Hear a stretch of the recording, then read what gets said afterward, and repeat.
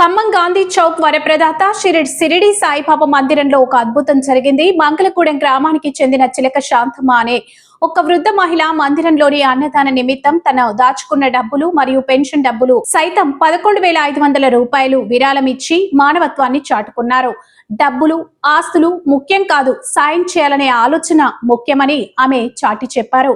ఆమెను 10 మంది ఆదర్శం కావాలని, ఈమెను బాబావారు నిండు నూరేళ్లు ఆయురారోగ్యాలతో ఉండేలా చూడాలని పలువురు భక్తులు మరియు ఆలయ చైర్మన్ వేములపల్లి వెంకటేశ్వరరావు కోరుకుంటున్నారు. ఆమెకు ఘన సన్మానం చేశారు.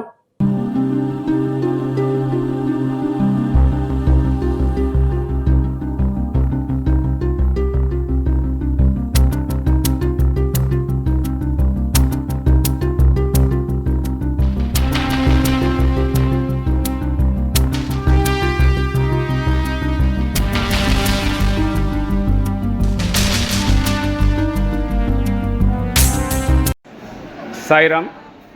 ఈ మహిళ పేరు చిలక శాంతమ్మ గారు. ఈమె మంగళగూడెం నుంచి వచ్చింది. ఈమెకు వచ్చిన పెన్షన్ డబ్బుల్లోంచి దాచుకొని మన గాంధీ చౌక్ వరప్రదాత షిరిడి సాయిబాబా మందిరంలో జరిగే అన్నదాన కార్యక్రమానికి ఈరోజు వీరు 11,000 రూపాయలు స్వామికి సమర్పించారు.